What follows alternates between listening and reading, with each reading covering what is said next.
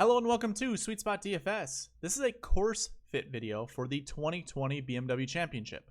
Now, what do I cover in these videos? Well, I usually go over course history, but we don't have any. We'd have to go back to 2003, and I'm not going to. It's not relevant. I'll be covering tournament history, see which golfers, play well during this time of the year, during this leg of the playoffs. I mean, I think it's going to be beneficial to find golfers that play well typically at this time, because the Tour Championship is next week. It's the next, step in the playoffs. So you have to play well here in order to get there. I think it's going to matter. We'll go over the tournament fact sheets. I'll also do a hole by hole preview to figure out what type of shot shape we want to hit off the tee, into the green, that kind of thing. And then, I'll talk about grass stats and follow it up with kind of which golfers fit the mold of who we think is going to do well here based off of course fit. It is, in my opinion, that course fit really matters what type of grass is being played and what type of layout the course is. We could use architects as well, but for the most part, it's really only seen like Pete Dye and then maybe some Fazio, some Donald Ross, golf courses that do play into that a little bit, but most of the time architects it doesn't matter. No one really has, like, Pete Dye is known for one thing. Well, he's known for a couple things, but typically it's, making a golf course diabolical, Anyways, before I get further along in the video, I want to share this with you. I want to share with you the 2020 DK page that I have. Basically, it's just going to be the sheet. It's not going to be my entire spreadsheet, so you're not going to get all the recent form and course history and stuff like that. But on the 2020 DK page has all of the information. You're going to see strokes gained. Here, let me just show you. I have something like set up for you to look at, but I can always get back to that. So let me share the spreadsheet. So basically, you're going to get all of this information here. Now, all you have to do is, if you're on YouTube, you have to like, subscribe, and leave a comment. I know it might be a little bit much to ask, but that's really all you have to do to get free content. On Twitter, please like this tweet and retweet it as well. And you also have to be following me. So I will reach out to each one of you users and whoever does it, and I will share the spreadsheet with you. Hopefully, it's helpful for you guys. So that's all you got to do for YouTube and Twitter. I don't have any other platforms I'm using, so those are the only two. Okay, let me go ahead. I'm gonna bring this down. I'm gonna bring back up what we're gonna look at. So we're gonna start. We're gonna start with a course flyover, basically. So let me go ahead and bring it back up. So on YouTube, you can find this. Just look up Olympia Fields Country Club, OFCC North Course Tour. You're going to see the same thing. We're going to mute this because we don't need to hear the layout. And then we have playback speed perfect. Okay, so we're going to start with hole 1. And hole 1, you can see trees over here on the left side. All that means to me is we're going to have to draw the golf ball off the tee. I think we could probably fade it and be okay, but you can see the bunkers over here. It's just, a draw is just going to be, essential for scoring. Now, this is a par 5, so it's not like they can't lay up and then reach the green, but you can see the green bunkers right here on the right.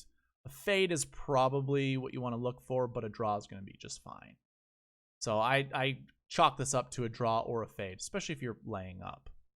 Now, the tee on hole 2, it just looks like this. It's so inviting for a fade to come in here. And especially with these bunkers here, if we can start the ball over here and come this way, it's just easier. But I do believe these bunkers you can carry them. So anyone that's hitting a draw, like say Bryson, for instance, this course is kind of wide open. And then looking at the green, it's pretty round. Like, there isn't any shot shape, maybe a fade up here, but most of the time it's a draw or a fade. Hole 3, it looks like a very narrow shoot in the beginning from the back tees. But if we were playing a little bit forward, which I'm guessing the tour is going to do, you can hit a draw or a fade off the tee. I think it's going to be fine. If it's on the back tees, it's a relatively straight shot. Now the approach here, it can be a draw or a fade, honestly. I think bombers are going to succeed at this hole more so than, short hitters. But with that being said, the green itself doesn't look that difficult. Any shot shape into it will be fine. Hole 4 looks like a very, very narrow corridor. So we want to be hitting a straight tee shot. I don't know how high the tees are. I don't know if anyone can actually hit them over the trees. But for the most part, I think a fade will be relatively better. I don't know what's left of that tee. But here, quickly into the green, any shot shape's going to do. There's not really that much trouble on each side that requires one over the other. Hole 5 is another narrow tee. It looks like the trees over here on the right. We can't really see it, but the trees are on the right side are a little lower. I think if you're hitting a draw, you could probably hit it over those trees. But it looks like another straight shot. I think you can bail out right. These trees don't look that lush. But with that bunker there, that might cause a little bit of problem. I still think, hitting a draw is probably preferred. And then into the green, it's a draw or a fade. We don't see that much trouble left or right. I mean, you obviously see these bunkers short of the green. It's just any shot shape's going to be okay. Then we get to our first par 3 on hole 6. I think the green on the left side is only really accessible by a draw. This side on the right, I mean, the green actually slopes from left to right. So even hitting a draw into the middle of the green, you're going to be able to access these pins down here decently. But only in order to access that pin back there, you'd have to hit a draw. Hole 7 looks like a draw is preferred. I mean, the fairway contours to the left, and really, I think you have a little bit more. I'm gonna backtrack and say you can fade the ball because you could miss on the right side. There was room to miss on the right, and having a fade in from there is gonna be fine. But I heard that this section of the green is hard to get to. I'd assume we'd want to be hitting a draw into it. Just my preference. Hole 8's another par 3, so we don't really have to worry about the trees here all that much. I don't think we're going to have accuracy issues hitting into this green. But when we look at the green and what it's surrounded by with bunkers, really like any shot shape's going to be fine. It's going to benefit the long hitters. Somebody that can hit the ball high and soft it's going to be relatively easy for them in comparison to a shorter hitter. Okay, hole 9. So the hole that ends the front 9, a fade or a draw is going to be fine off the tee. I think it's a little bit more like for your eyes, the fade, it's just going to look nicer. But obviously you can hit a draw, no problem. And then the approach to the green. If it's a long approach shot, I'd say we want to draw it to get it in there. The green kind of goes from short, front right to back left. So maybe a draw is preferred, but I think a fade would be just fine as well. Hole 10, I think visually sets up for a draw, but I think you can hit a fade, no problem. I think these bunkers are like 287, 297, somewhere in there. Like we have another bunker here. So obviously I think hitting a draw would be beneficial. And then into the green, depending on, I think really your approach shot's going to be around 100 yards. So I don't think it's going to require much of a shot shape, honestly. Just finding the fairway, basically.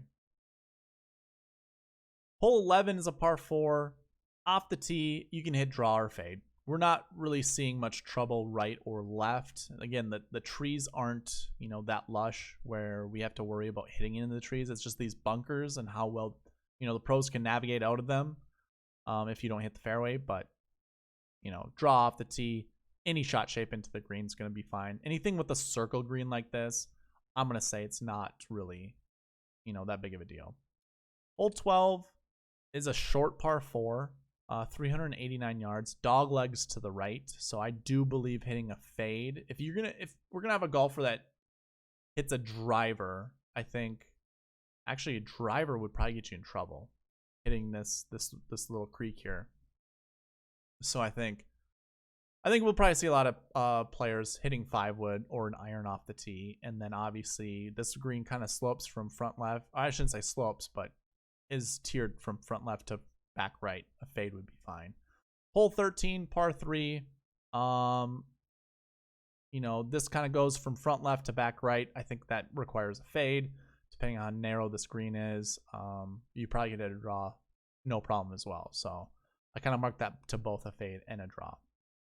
Hole 14, it's an elevated tee box. I think hitting a draw is going to be just fine, but accuracy is a must because to the right is a river, to the left is trees, and it doesn't look like it's an inviting approach shot if you don't find the fairway.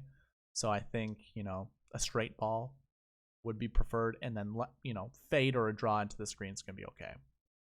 Hole 15 is a par 5. I think hitting a slight draw off the tee is probably beneficial, but it looks like we're going to have bunkers up here to contend with. I do think the trees on the right side are just, they're jail. So we don't want to be hitting a fade off the tee, especially when it doglegs to the right. So if pros want to be going for the screen, it's probably a fade. Oh, shoot. It might be, it depends on what club to hit. It might be a deep fade or a short draw to try to find a straight shot into this. But if you can't, it's a fade into the green. But if you can get past that corner, it's going to be you can hit any shot shape into it. Hole 16, another par 3, elevated tee box. Any shot shape is going to be fine. With this round green yet again, we're not going to worry about, you know, tucked pins or anything like that. This bunker here might promote you would want to hit a draw, you know, to find closer spots to the green or to the pin, but I think it's fine if you hit whatever shot shape you want. 17 is going to be the same, you know, off the tee. It's any shot shape, and into the green, it's going to be any shot shape as well. We do have a bunker here on the left side, so any pin that's tucked to the left, we might. It's just going to be easier to hit a draw into that green or into that pin. But this hole overall doesn't look that difficult. And then we got our last hole, hole 18, par 4. Visually, it's inviting for a draw. If we were to hit a fade offline, I mean, you know, we got to watch out for this bunker here. But if we're a deep ball hitter, probably watch out for the trees over on this side. But yeah, we would want to be in the, you know, the fairway over here. And then it's really any shot shape into the green. So what I've tallied was we just have two more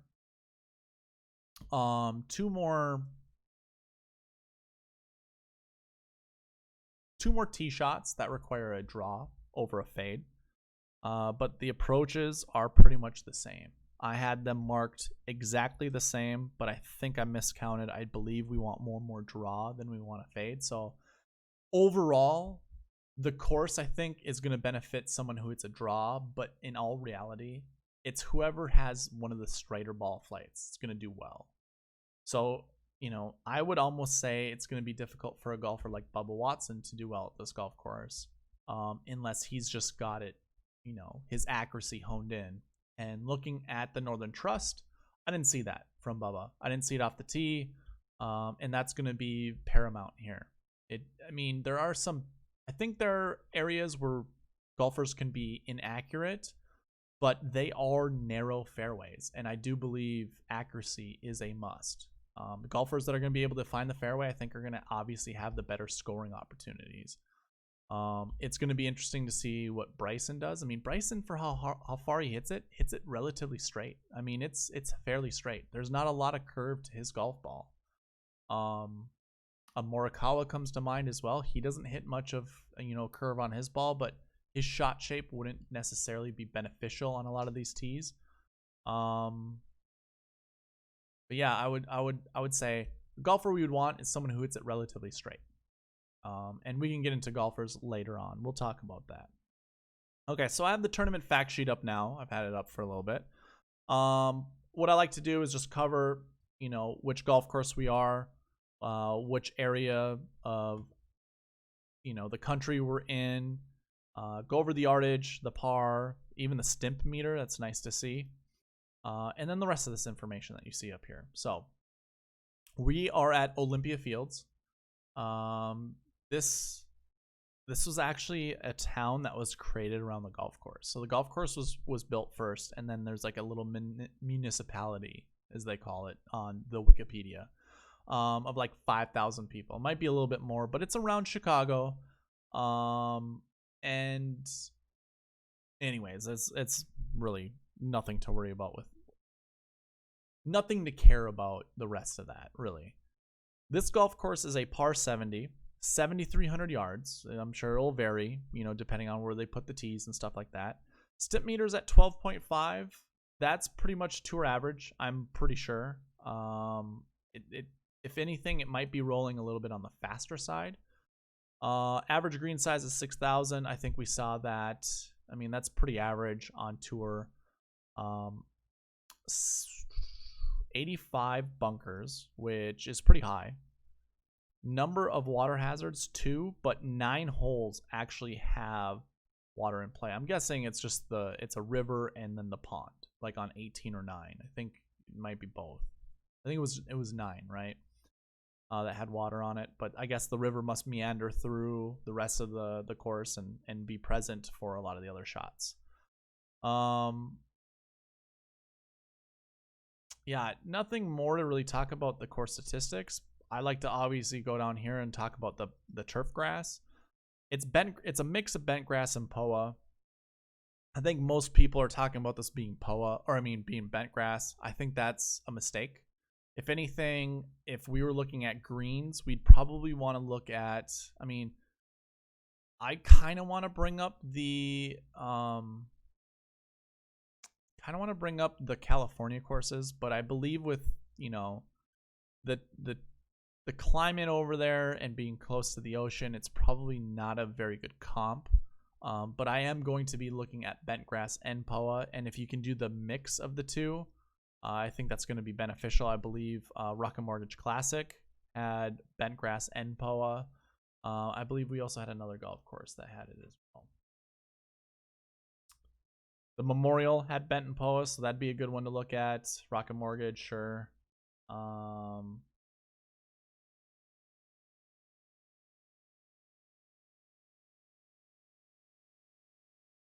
Yeah, that's about it. That's the only ones that I'm looking at that match. I mean, we could probably use TPC Harding Park as well. But yeah. So yeah, we'll be looking at bent grass and POA. I guess that's what I'll conclude this tournament fact sheet. There isn't any other stuff. Usually we'll see something, down here like interesting animal life type of things. But we do not see that. So that was your tournament fact sheet for the BMW Championship. Let's go ahead and get right into the tournament history. Let me see. Yeah, we'll talk about the tournament history. What I have is obviously this is filtered by golfers who are playing in the field.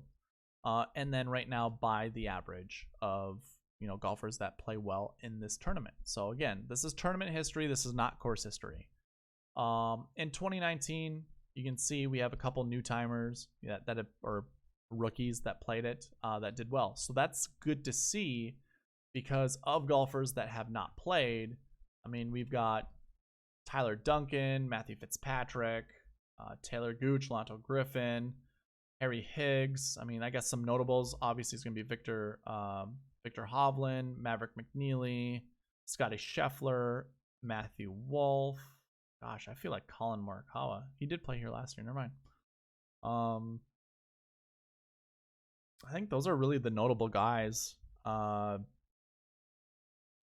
good rookies. Obviously, you'd probably put Matthew Wolff and Victor Hovland in a league of their own, but I do believe Scotty Scheffler deserves to be in that mix. And then Maverick McNeely is an up-and-comer.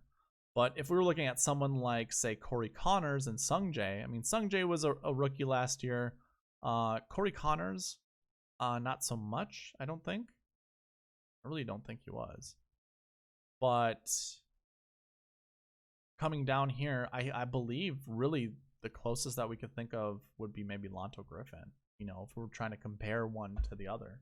And then obviously maybe finding ourselves a rookie would be okay as well.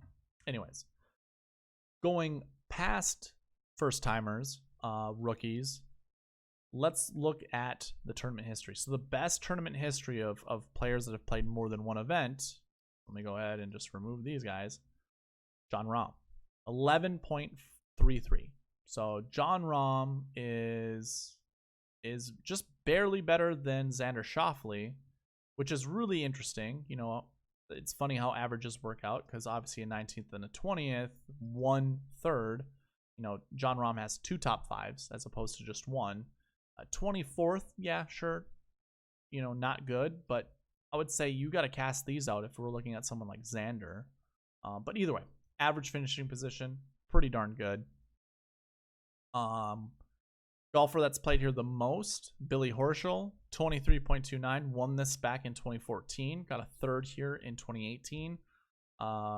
We can look at, how he looked heading into the tournament in tomorrow's video with the StatFit video. But for the most part, that's pretty volatile. 18 to 1st, 32nd to 10th, 60. I mean, if you're guessing, maybe Billy Horschel has a top 10 finish, ahead of him. If we're going to go with this pattern, it looks like he possibly could. Notable golfers that I see up here, Hideki, obviously, I think at his price point, it might be worth it. Let me double check. So Hideki is 8,500. I think it's worth playing Hideki at that with tournament history. I think that's good. He hits a relatively straight golf ball. I will say in the Northern Trust, he was not hitting it straight. His driving accuracy was not good. And then his strokes gained approach were not good either. Adam Scott hits a relatively straight golf ball. So Adam Scott might be a good play. I think JT hits a relatively straight golf ball as well. Patrick Cantlay kind of does, but his driving accuracy last week was awful. Justin Thomas actually had some pretty decent driving accuracy. And again, I'm going to view getting the ball out there in scoring positions as pivotal for this. I think it's going to be very penal not finding the fairway when it comes to scoring, because it just looks like most of these holes are tree lined, and it's going to require some kind of, creative shot to hit the green. So obviously, I guess with that kind of thought process, maybe a Bubba Watson would be okay if he's not hitting the ball straight, but I'm not going to put my eggs into that basket. You can see the rest of the golfers here. I'm not going to talk about everybody. Obviously, do with it as you will. I have this column over here with Conway Farms. This course used to be like almost every 2 years played at Conway. I don't know if they just got away from that, but obviously we're not playing here. We don't have to worry about that. I'd like to see how many, the golfer with the most top 10s. We see Jason Day, Adam Scott, Billy Horschel, Tony Finau, and Rory McIlroy. Now, Finau can hit the ball straight. I like this. But he did not look good last week, and I'm not sure how to feel about that. But either way, these are your top golfers for top 10s.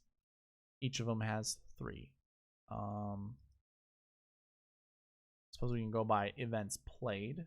Let's do this. Let's go here and then events played. So the golfers that have golfed the most, so 7 events, Billy Horschel has the best. Then it's followed by Rory McIlroy. So of the 7, Jason Day would be in last place. Of golfers who've played 6 times, we see Dustin Johnson in this group. But Hideki actually has a better tournament history than Dustin Johnson. And you can see the rest of it. I'm not going to go through all of them, but I did want to point that out. So the last little piece that I like to cover are the grass stats. I'm going to go ahead and hide this information. We don't need to talk about that. And let's go ahead and hide this. We can hide this as well. There we go. Now I have all the grass stats up here. So let's go and cover the guys who have the best overall POA stats. It's led by Adam Scott. So Adam Scott, we talked about him in the tournament history. He hits a relatively straight ball. And I think he can actually work it both directions. So Adam Scott, I don't think, 8,200, not a bad play. Rory's next, but I won't lie, Rory's driving accuracy performance last week was not good. Now, everyone's going to talk about his approach, but I want you guys to understand something.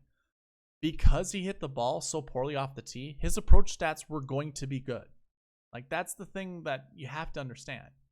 I'm going to have a video about this sometime soon, but where he puts himself off the tee, when it's in comparison to other golfers in that same area, that's where his strokes gained approach is going to be calculated. So let's say Jim Herman hits in the same spot as him. If he hits it, and then if he hits it closer, and say he makes par, and Herman hits, not so close, maybe misses the green, and ends up going and getting a bogey, Rory's strokes gained approach are going to look really good. So, like, you have to keep that in mind when thinking about strokes gained, like approach or strokes gained off the tee, or, strokes gained, yeah. I think approach is a good one to look at.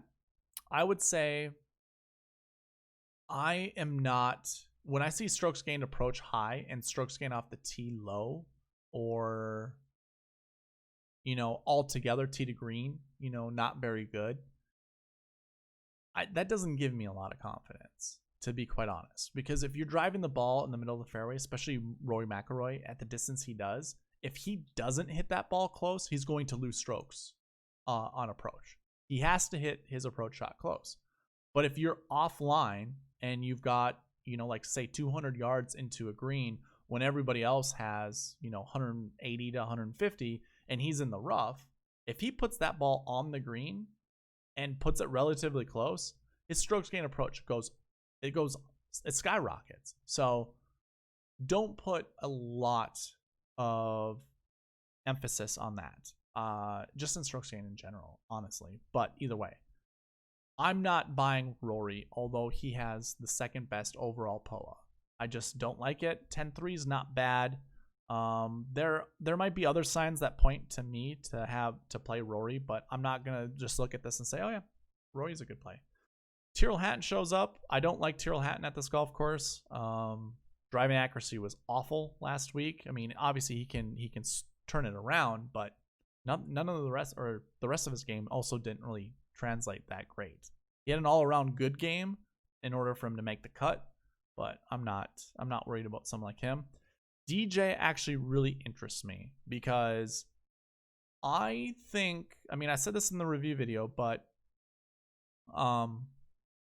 I think he's learned to shape shots both directions, and I think we saw it at the Northern Trust a couple times.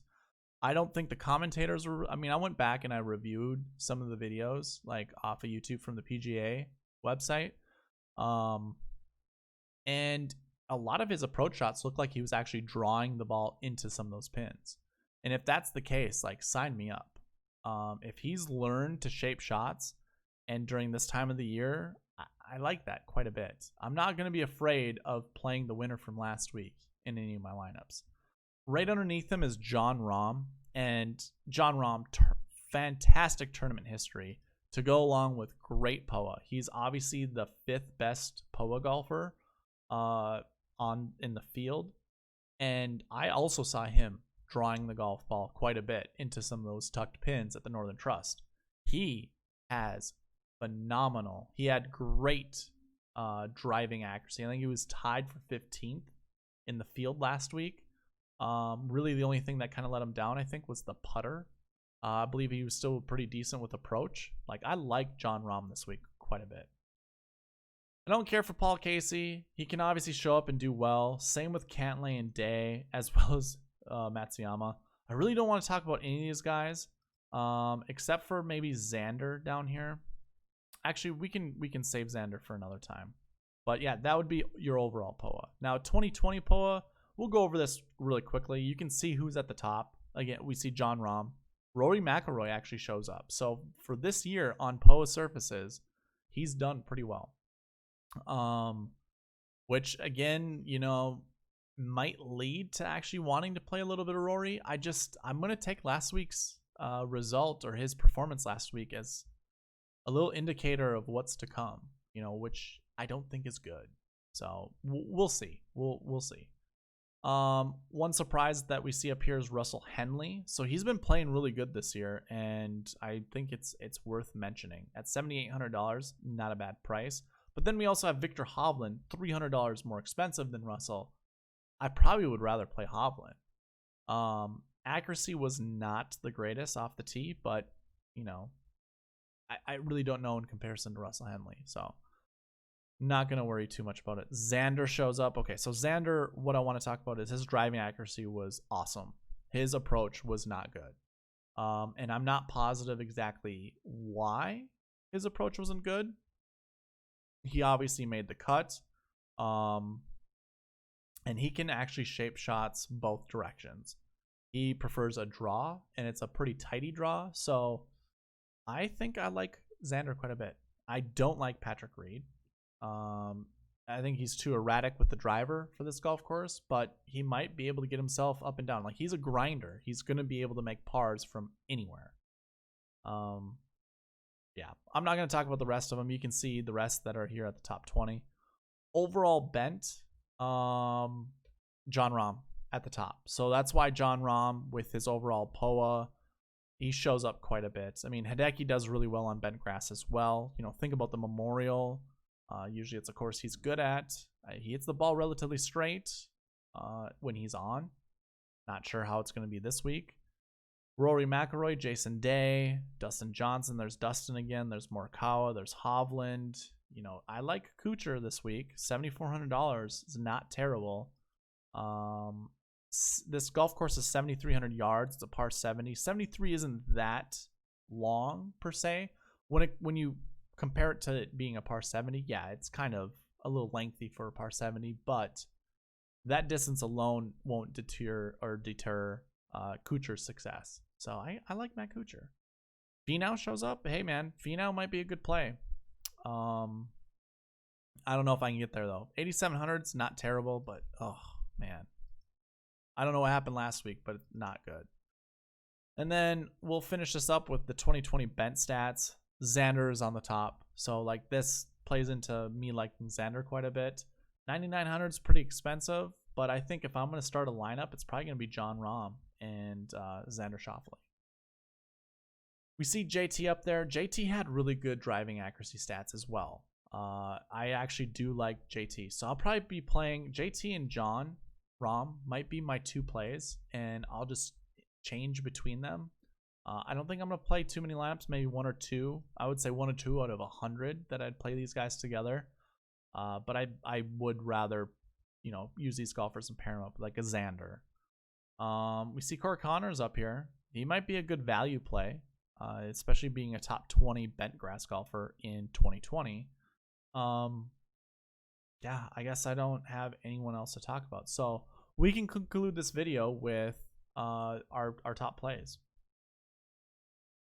So when it comes down to it, I think really choosing between these three golfers to anchor are going to be, you know, it's going to be huge. I prefer John Rahm over these three, but I think honestly starting with any of these guys is going to be good. John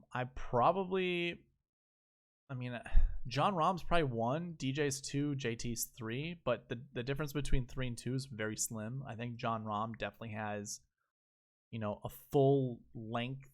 You know, if we're thinking about like race cars, he's a full car ahead of these two, and these two are pretty much neck and neck.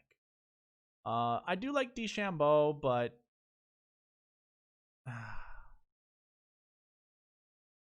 there's just something about his approach game that I don't like here. And I guess we'll just have to wait and see. Obviously, he doesn't have that great of bent grass stats. POA looks good. We'll just have to wait and see. He did play well here in like 2015 or 2013. I can't remember what his amateur, like his collegiate match play. I forget what that one was, but he did win. So he's got good history at this. You know, he's got good memories at this course. There's Rory. I'm not sure I want to really play Rory or Webb. But here, I'll highlight the guys that I like. Definitely these two. Daniel Berger didn't have really good driving accuracy stats, and he also fades the golf ball, so they're not really, you know, two things I really like about coming into this. But I would say I like Rahm, Schauffele, Matsuyama. And this is kind of just a gut feel. I do like Adam Scott quite a bit. Harris English's driving accuracy was not good. And he really, well, what is his driving accuracy overall? 19. Pretty good. 66.89. He's top 20. Wait. Looked at the wrong guy. 62%. He's top 40. Good drive percentage is high, but did I look at the right guy? Okay, yeah, we got the right guy. Anyways, I guess if I'm looking for the 8K range, it'd be one of these golfers. I do like Morikawa at 9,500. That might be, you know, a bad price to go with. I guess when we come down here, Sungjae worries me. I'm not positive how I feel about Sungjae. You just look terrible. Kind of doing this on the fly. I do like Bubba regardless of his accuracy issues. I think, you know, shaping shots is going to be required here, and I think it's going to be pretty decent for him. Do like Matt Kuchar. Brendan Todd's a very accurate golfer, but he doesn't hit the ball very far. I think it's going to matter somewhat here. 1, 2, 3, 4, 5, 6. Okay, I'm just going to leave it at that. Those are the golfers that I like that fit my course fit mold. And I'm just going to leave it at that. So hopefully you guys enjoyed it. Please leave a like, comment, subscribe, all that good stuff. And I will see you in a StatFit video tomorrow. All right, bye.